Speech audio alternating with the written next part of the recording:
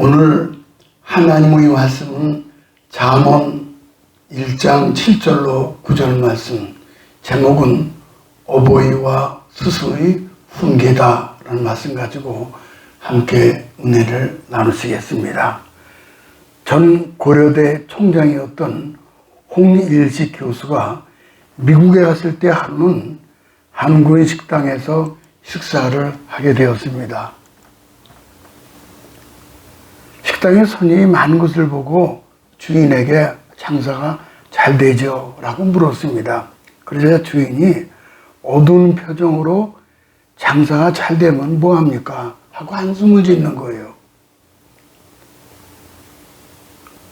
그 사연을 듣고 보니까는 그 지역 흑인 불량배들이 하루가 멀다 하고 찾아와서 행패를 부리고 돈을 빼앗아 간다는 거예요.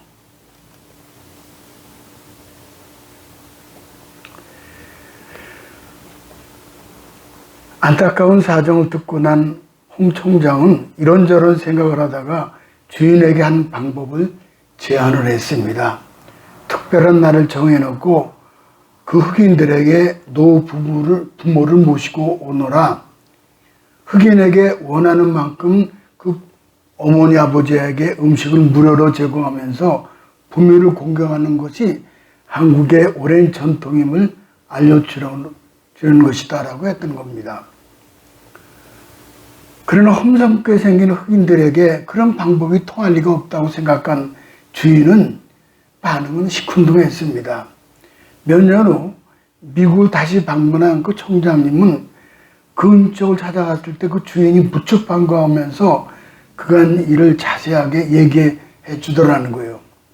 흑인들의 횡포가 날로 심해지자 자포자기하는 심정으로 그 홍 총장의 제안을 한번 실행해 보았다고 합니다. 그래서 이제 포스터를 붙이고 광고를 내어 널리 그 행사를 홍보했다는 거예요. 행사 당일이 되자 정말 식당 안은 그 흑인들이 노부모를 모시고 온 흑인들로 가득 찼다는 거예요. 주인은 약속대로 무료로 음식을 제공했고 반응은 엄청나게 좋았다는 거예요. 그 이후에 흑인들의 행패가 사라진 것은 물론이고 다른 지역 흑인들이 오면은 거기서부터 그들로부터 보호해 주기까지 하더라는 거예요. 그는 총장님에게 연거푸 고맙다는 말을 전하면서 앞으로 그런 행사를 정기적으로 할 생각이라며 아주 환한 미소를 지었다는 거예요.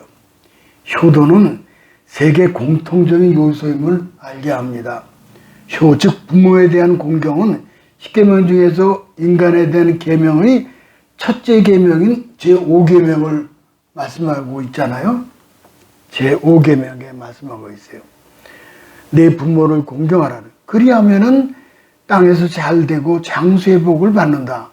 그렇게 되면은 부모에 대한 공경은 그 근원에 대한 하나님을 경외하는 것으로 간주가 되는 거죠. 하나님과 부모는 각각 내 영혼과 육체의 근원으로부터 모두 다 생명을 주신 그런 분들입니다. 내게 생명을 주셨다는 것은 나를 존재케 했다는 뜻이고 내가 존재한다는 것은 존재케 한 자, 곧 하나님의 뜻을 이루기 위함이에요. 이 세상에 아무도 자기 의지에 의해서 태어난 사람은 없습니다. 하나님과 부모로부터 보내심을 받고 태어난 존재이기 때문에 보내신 자의 뜻에 순복하고 부모님께 효도하고 살아야 할 의무와 책임이 있는 겁니다. 여기서 우리는 효의 절대적 의미를 발견하게 됩니다. 부모와 자식과의 관계는 하나님 섭리 속에서 이루어진 관계예요. 여기에 효의 단일성이 있는 거죠. 모든 자녀들은 부모로부터 많은 은혜를 입고 자랍니다. 자식된 자, 그 누구도 부모들이 그들 위해 쏟은 정성과 노고, 근심과 걱정, 사랑과 기도의 간절함은 이해할 수 없어요. 부모의 은혜는 하나님 은혜와 마찬가지로 아무리 보답한다 할지라도 다할 수가 없습니다. 전혀 보상이 불가능해요. 그것은 참 사랑해 주는 길만 열려 있고 받는 길은 막혀 있기 때문이에요. 그래서 보통 내리사랑이라고 그러잖아요. 첫째는 경외하기를 권하는 부모님. 7절 가볼까요? 여호와를 경외하는 것이 지식의 근본이거늘 미련한 자는 지혜와 훈계를 멸시하느니라. 여호와를 경외하는 부모가 아들에 대한 간절한 바람을 적고 있으세요. 지식과 지혜와 근본인 여호와를 경외하라는 거예요. 잠언 9장 10절에는 보면은 여호와를 경외하는 것이 지혜의 근본이요 거룩하신 자를 아는 것이 명철이니라. 욥기 28장 28절에는 또 사람에게 말씀하셨다. 또다 보라 주를 경외함이 지혜요 악을 떠남이 명철이니라. 여호와 경외는 성경 전체에 100번가량 그렇게 기록되어 있습니다. 얼마나 중요하길래 이렇게 많이 가르치고 있습니까? 여호와를 경외하는 것은 신앙의 기본이기 때문입니다. 경외라는 말은 히브리어로 이제 이르아라는 말을 쓰는데 이 단어는 단순히 공포심이 아니라 공경하는 마음에서 우러나오는 거룩한 두려움을 의미합니다. 시편 33편 8절에 보면은 온 땅은 여호와를 두려워하며 세상의 모든 거민들은 그를 경외할지어다. 하나님을 두려워하라는 말은 성경의 일관된 요구입니다. 왜 여호와를 경외해야 합니까? 영적 원리로 그 이유는 간단해요. 하나님은 두려워해야 세상이 두렵지 않은 거예요. 세상을 살펴보면은 하나님이 아니면은 매일 심장 멈출 만큼 두려워하는 일들이 얼마나 많은지 몰라요. 하나님 두려워해야 할 세상에 두려움 없이 살 수가 없죠. 하나님을 두려워해야 세상은 두려움 없이 살 수 있다는 거예요. 세상 살아간다는 것이 녹록지 않습니다. 갑작스러운 교통사고, 질병, 천재지변, 전쟁 이런 것들이 도사리고 있잖아요. 한번 볼까요? 그림을 좀 보세요. 교통사고 갑자기 아침에 출근했는데 저 지경 당한 거예요. 하나님 지켜주지 않으면 하루가 어떻게 하나님 지켜주셔야 하는 거예요. 교통사고, 천재지변, 지진이 나와서 이건 쓰나미가 닥친 거죠. 요번에 제가 참 좋은 경우에 이거는 이제 전쟁이 떠나죠. 이렇게 요번에 제가 아주 큰 체험을 했습니다. 이제 제가 미국 다녀올 때 에어 프레미아 이 비행기를 타고 갔습니다. 한 300명이 타요. 한 280명 정도 300명이 타는데, 그런데 미국까지 가는 데는 11시간 반인데 올 때는 12시간 반이 걸렸어요. 역풍이 불기 때문에 그렇대요. 근데 갈 때는 약간 좀 못 느껴도 올 때 태평양 한가운데 로스앤젤레스 출발해가지고 6시간 정도 온 다음에 이제 12시간만 더 오면 되는데 그 태평양 상공에서요. 난기를 만난 거예요. 난기를.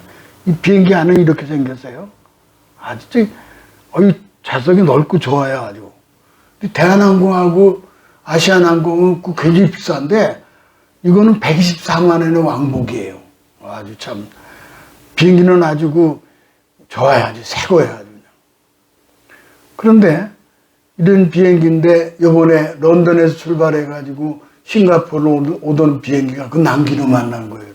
보세요. 난기로 만나가지고 깨지고 막 그랬잖아요. 근데 이게 그 난기로 만났는데 생각해 보세요. 우리가 아파트 8층인데 8층에서 떨어져도 죽는데 만 미터가 넘는 12,000m 뭐 이런 높은 데서 떨어지면 뭐 찾기나 하겠어요. 날개가 출렁출렁 오는데 휘 그 바람 보통 보면은 그냥 부름이 아니라 푸득 막 그런 때 불잖아요. 저 아파트에 앉아서 보면 그렇게 바람이 불어요. 이게 그 난기류가 이렇게 생겼대요. 이렇게요. 항공기가 이렇게 날아가는데 상층부 강한 기류가 있고 하층부는 약한 기류가 있어요. 근데 항공기가 오다가 부룩 해가지고 떨어지는 거예요. 그냥. 뭐 1000m까지 800m 떨어졌다나 뭐. 떨어질 뿐만 아니라 막 빙빙 도는 거예요. 막 그냥. 이거 빠져나오는 거죠. 아유, 근데 이게 기도가 안 나오고 있어요. 하나님. 근데 그게 그 기류에서는 어떻게 할 수 없대. 그대로 그냥 가는 거래요. 그냥. 하나님 지켜주세요. 하나님. 아니, 그 기도가 저절로 나와요. 전부 다들 기도 여기저기서 다 그냥. 한숨 쉬고 막. 아유. 그래서 내가 하나님께 하나님, 조정관은 꼭 붙잡아 주세요. 무사히 여기를 빠져나가게 해주세요. 근데 이런 일이 앞으로 많대요. 기후변화 때문에. 아, 얼마나 무서운지 몰라요. 그러니까 우리가 이 땅에 살면서 하나님의 도우심이 아니면 살아갈 수 없는 거예요. 단 한 발짝 앞도 우리가 모르잖아요. 몰라요. 우리가 뭘 알아요. 그래서 하나님 아는 것이 지식이라는 거예요. 하나님 모든 지식이 하나님이신데 사무엘상 2장 3절에 보면은 여호와는 지식의 하나님이시라 행동을 달아보시느니라. 욥기서 11장 6절에는 그의 지식이 광대하시다 그랬어요.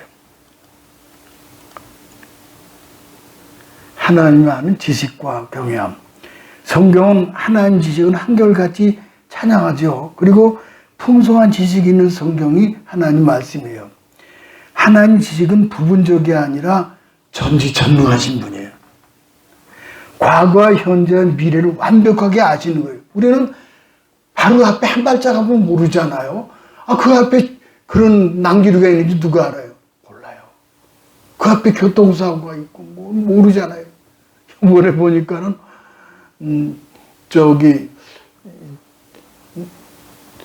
조수진 집사님 홋카이도 일본 여행 다녀왔는데 여기 들어보니 홋카이도가 땅속으로 끌려 들어간대 지금. 참 큰일 날 뻔했어요. 내가 홋카이도 갖고 땅으로 끌려 내려간대요. 그러니까 하나님 지식은 부분적이 아니라 전지전능하신 하나님이에요. 과거와 현재와 미래를 완벽하게 아신다는 거예요. 그게 하나님 지식이에요. 과학이 하나님 창조 질서이고 성경이 그 과학책이에요. 이런 말이 있잖아요. 아들과 아버지는 일촌이다. 아들이 사춘기가 되면 사촌이 되고 아들에게 애인이 생기면 팔촌이고 아들이 결혼하면 사돈의 팔촌이 되고 아들이 자식을 낳고 해외 이민을 가면 해동포가 되고 아들이 공부를 잘하고 일을 잘하면 나라의 아들이 되고 아들이 돈을 잘 벌면 장모의 아들이 되고 백수가 되면 평생 끼고 살아야 한다. 아들에게 공부만 열심히 하게 하고 일을 잘 시키면 결과는 이렇다는 거예요. 이게 신앙교육이 중요하다는 거예요. 신앙교육. 신앙교육을 잘 시킨 아들은 영육으로 효자가 되죠.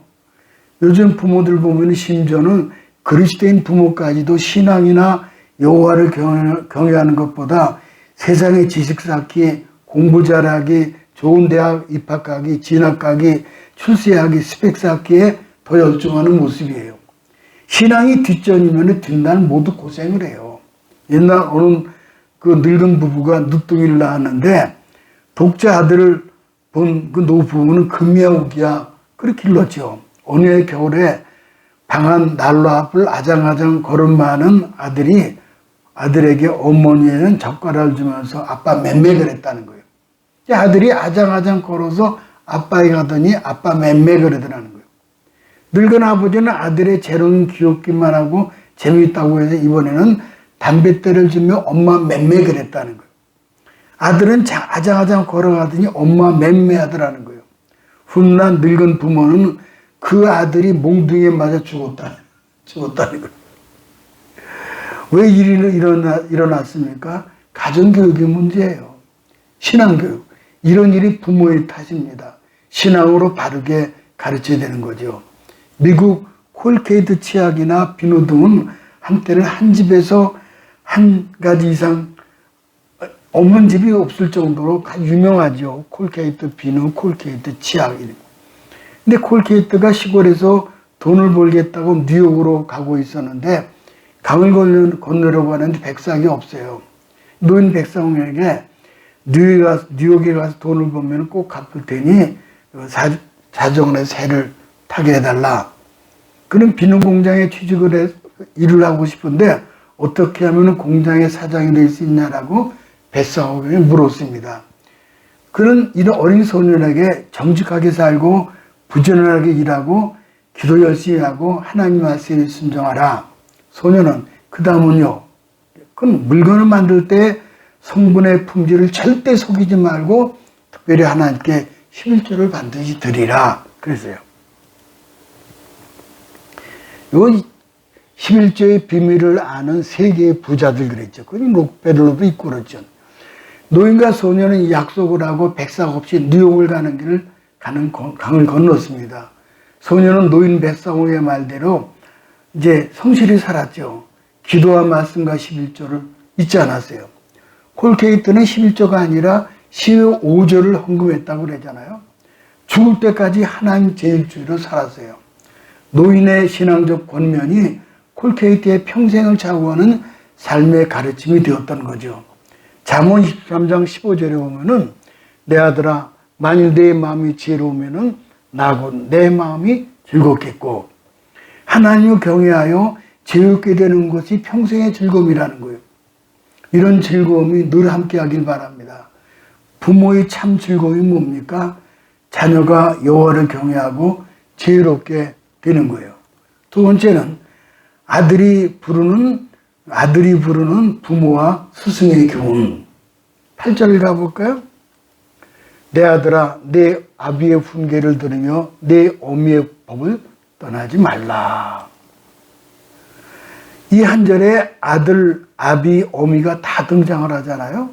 이 단어들은 혈연적 의미로 해석하면은 아들은 르호보암, 아비는 솔로몬, 어미는 나아마입니다. 아들에게 아비, 어미의 말을 잘 들으라고 권하는 말씀이에요.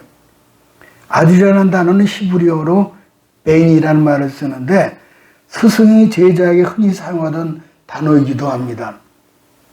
스승이 제자를 보호하고 관심을 가지고 사랑하는 의도의 호칭이 아들이라는 거예요. 이스라엘의 교육의 관례로 실제적 생활 지침인 훈계를 주고 있죠. 이스라엘 사람들에게는 아버지는 교훈을 주는 분이고 그리고 율법을 가르치는 것은 어머니 몫이었어요. 그래서 아버지와 어머니가 자녀를 위하여 함께 교사가 되는 것이 이스라엘의 교육이에요. 부모는 아이의 첫 교사가 되는 거죠. 아이들에게 가장 좋은 교사는 부모입니다. 아이에게 부모가 다 교사가 되어야 되죠. 아버지, 어머니가 한쪽만 교사 되는 것은 반쪽 교육이에요. 부모가 함께 교사가 되어야 훈계와 법을 함께 배울 수 있습니다. 에릭 프롬은 자녀가 아버지, 어머니로부터 배우는 것이 각각 다르다라고 했죠. 자녀는 아버지로부터 정의, 용기, 인내, 분별력 등을 배우고 어머니로부터는 사랑과 용서와 배려와 양보 등을 배운다고 그래요. 그러므로 아버지, 어머니가 다 교사가 되어야 합니다. 실제로 부모만큼 좋은 교사는 없죠. 부모는 자녀에게 가장 많은 것을 가르치죠.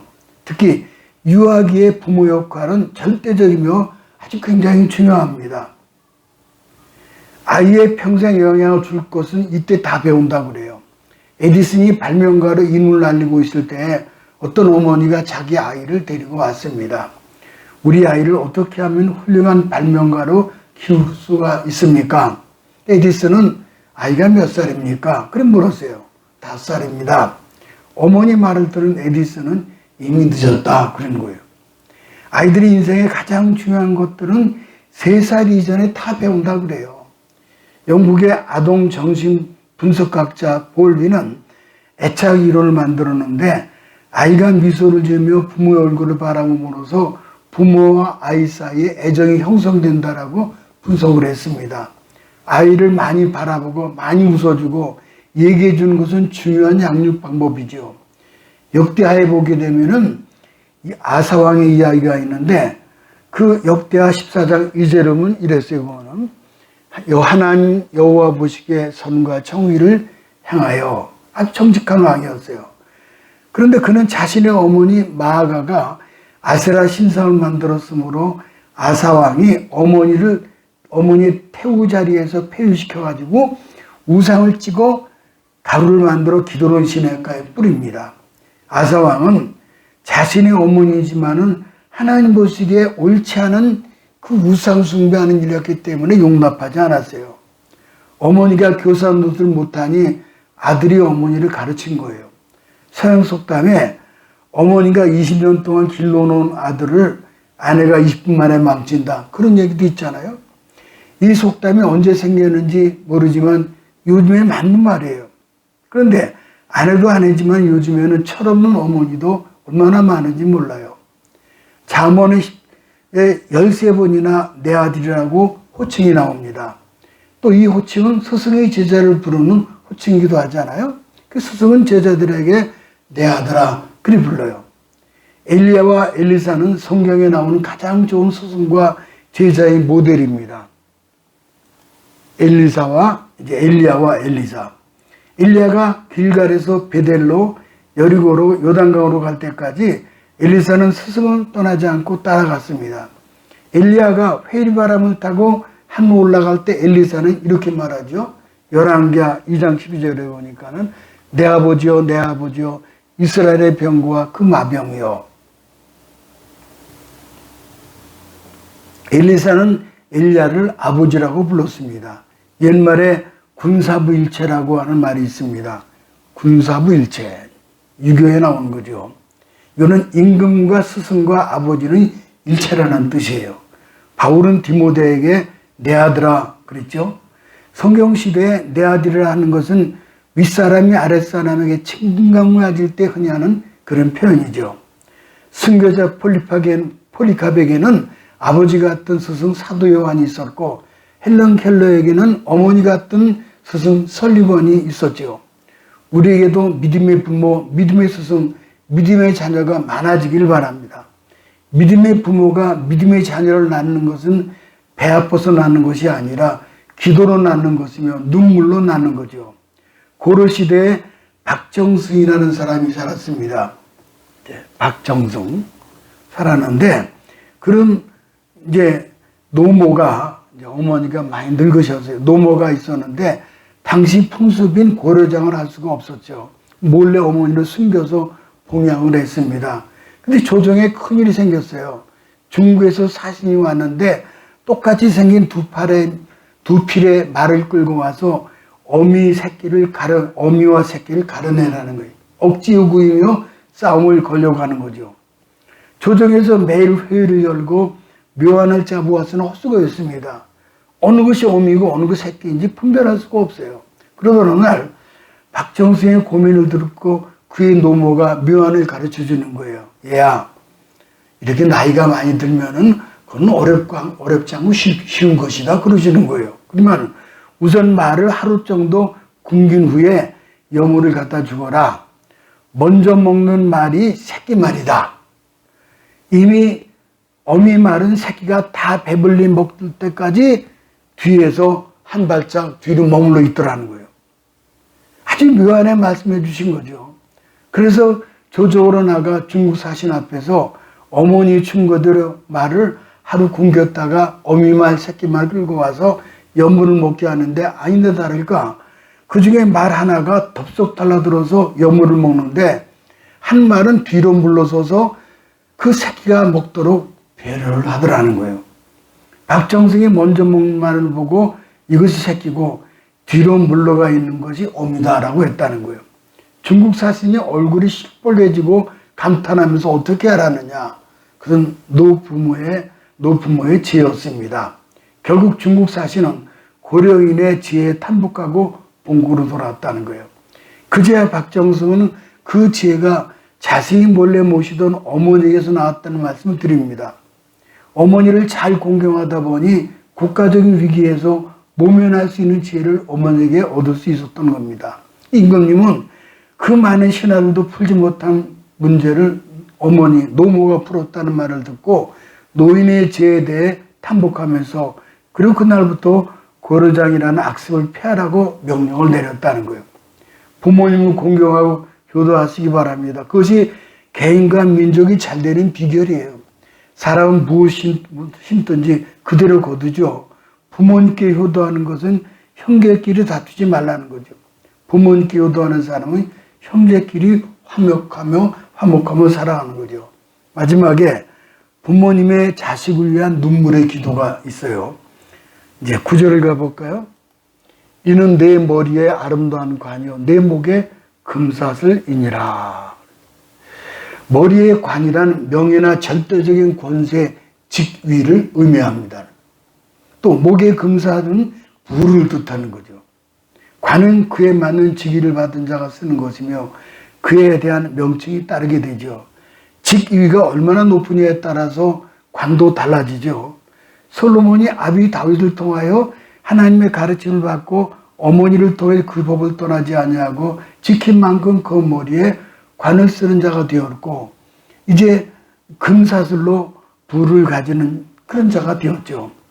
사무엘의 어머니 한나는 믿음의 눈물로 기도하는 분이었죠. 잘 아시는 대로요. 사무엘상 1장 17절 가볼까요? 엘리가 대답하여 이르되 평안히 가라. 이스라엘 하나님이 내게 기도하여 구한 것을 허락하시기를 원하노라 하니 이르되 당신의 여종이 당신께 은혜 있기를 원하나이다 하고 가서 먹고 얼굴에 다시는 근심빛이 없더라 그랬어요. 엘리 제사장과 한나입니다. 엘리 제사장이 말하죠. 그렇게 종일토록 와서 기도하는 모습을 보고 감동을 받아가지고 이스라엘의 하나님이 내게 구한 것을 다 이루어줄 것을 내가 믿는다. 평안히 가라. 그때 한나가 이렇게 대답하죠. 당신의 여종이 당신의 은혜께 은혜 있기를 원하나이다. 기쁘고 감사한 마음으로 돌아가서는 다시는 염려하지 않아요. 다시는 걱정하지 않아요. 그러니까 하나님 앞에 막 울면서 기도했죠. 아기가 없으니까는 그 문제 때문에. 그래서 막 기도하는데 그때 이제 엘리가 왜 이렇게 그 젊은 여자가 술에 취해가지고 그러냐 했더니 아니요 나는 마음이 슬픈 여자라 술에 취한 것이 아니라 내 고통스러운 것을 하나님 앞에 이제 아뢰었을 뿐입니다. 그러니까는 됐다. 하나님 내 기도를 들으셨다. 하지만은 돌아가라는 거예요. 그 다시는 염려하지 않아, 걱정하지 않았어요, 한나가. 그 밤에 하나님은 한나의 태를 여시고 사무엘을 갖게 하셔요. 할렐루야. 이런 사무엘. 이렇게 이뻐요. 하나님께서 우리에게 많은 선물을 주셨는데 그 중에 가장 큰 선물 가운데 하나가 바로 어머니를 주신 거예요. 어머니 있어서 오늘 우리가 존재하고 있는 거죠. 세계 역사 가운데 큰 업적을 남긴 위대한 인물 뒤에는 꼭 기도하는 어머니가 계셔요. 중세의 성자로 불리는 어거스틴 목사님 뒤에 기도하는 어머니 모니카가 있었고 감리교를 창시하고 온 세계 부흥운동을 일으킨 존 웨슬레 목사님 뒤에는 어머니 수산나가 있었습니다. 아브라함 링컨 대통령 뒤에는 기도의 어머니 낸시 링컨 여사가 있었고 그렇습니다. 기도하는 어머니가 위대한 자녀를 탄생하는 거예요. 자녀의 운명이 바뀌어지는 거예요. 우리의 자녀들은 다음과 같은 것을 오해하며 살아가고 있죠. 어머니의 몸은 절대로 아프지 않은 어떤 특별한 몸인 줄 알았다. 어머니는 특별히 좋아하시는 음식이 한 가지도 없는 줄 알았다. 어머니는 짧은 파마 머리만 좋아하시는 줄 알았다. 어머니는 언제까지나 우리 곁에 계실 줄을 알았다. 어머나, 참 기가 막힌 얘기예요. 아버지는 단 하루라도 쉬는 것을 좋아하지 않은 줄 알았다. 아버지는 딸이 시집가는 것을 보고 마냥 기뻐하시는 줄 알았다. 아버지는 안주머니는 늘 돈이 얼마쯤 들어있는 줄 알았다. 아버지 눈에는 눈물이 없는 줄 알았다. 부모님을 공경하라. 이것이 우리 머리에 아름다운 비율리가 아니고 우리 목에 금살이 되는 거예요. 금사슬이. 6.25 전쟁 때 강원도 원통에 주둔하고 있던 그 부대에서 생긴 일입니다. 하루 종일 계속된 힘겨운 전투를 마치고 군인들이 참호 속에서 잠자리에 들게 된 거예요. 그런데 군인들이 모두 두려움과 불안에 쌓여서 잠을 이루지 못하는 거예요. 그런데 중대장이 사병들에게 그대들은 지금 그대들의 어머니를 생각하시오. 그대들을 위해서 기도하고 있을 어머니를, 그대들을 위해서 무릎 꿇고 하늘을 향해 기도하고 있을 어머니를 생각하시오. 그러고 보니까는 제가 올라오면서 2년 동안 전투를 하고 올 때 우리 어머니가 하루도 빠지지 않고 장독대에 올라가서 그때 예수 믿기 전이었어요. 우리 어머니도 장독대에 올라가서 정화수 떠놓고 기도했대요. 그게 하늘의 상달이 된 거예요. 근데 결국은 예수 믿는 것으로 보상을 하나님 하셨죠. 똑같은 거예요. 지금 이렇게 불안해서 잠을 잘 수 없는 거예요. 근데 그 중대장이 어머니를 생각해라. 어머니는 지금도 쉬지 않고 무릎 꿇고 기도하고 있을 거니까는 걱정하지 말아라. 갑자기 막사는 그 참호는 조용히 시작을 했고, 그리고 이것저것에서 코 고는 소리가 들리는 거예요. 그 중대장이 나중에 그 당시에 회고하기를 그 군인들은 참호 속이 아니라 어머니 품 안에서 잠을 잤다 그랬어요. 참호가 아니라 어머니 품이라는 거예요. 마지막에 좀 유머를 좀 말씀을 드리겠습니다. 며느리가 시모에게 보낸 편지예요. 며느리가 시부모에게 보낸 편지인데 이런 그림이에요. 어머니, 아버니, 어머니, 우리는 당신들의 기쁨조가 아닙니다. 나이 들면 외로워야 맞죠. 그리고 외로움을 견딜 줄 아는 사람이 성숙한 사람이에요. 자식, 손자, 며느리에게 인생의 위안이나 기쁨이나 안전을 구하지 마시고 외로움은 친구들이랑 달래시거나 취미생활로 달래세요. 죽을 땐 누구나 다 혼자입니다. 전화를 1년에 한 번 하든 영영하지 않아도 괜찮아요. 그것 가지고 애들 앞에 괴롭히지 마세요. 설날에 우리 가족 남태평양 몰디브로 여행 갈 겁니다. 그러니 내려가지 못합니다. 10만 원 어머니 통장으로 입금해 놓았으니 찾아 쓰세요. 시어머니 답장에 이번에는 고맙다 며느리야. 형편도 어려울 텐데 이렇게 큰 돈 10만 원씩이나 보내주고 이번 설에 내려오면 선산 판 거 90억 하고 그리고 토지 보상 받는 거 60억 합해서 3남매에게 똑같이 나눠주려고 했더니 바쁘면 할 수 없지 뭐 어쩌겠느냐. 둘째하고 막내딸에게 반반씩 갈라주고 말란다. 내가 살면 얼마나 더 살겠냐. 여행이나 잘 다녀오너라.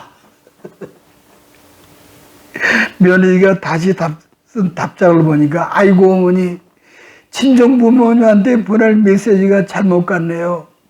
친정에 몰디브 간다고 하고서 연휴 내내 시댁에 있으려고 했거든요. 헤헤. 어머님 좋아하시는 육포 잔뜩 사가지고 내려갈게요. 항상 딸처럼 아껴주셔서 감사해요. 오늘은 어머니께 엄마라고 부르고 싶네요. 엄마 사랑해요. 모쪼록 2024년 가정의 달에 부모님과 스승에 따르며 특히 어버이의 눈물로 아들 내외 가정에 축복에 임하시기를 주님의 이름으로 축원합니다.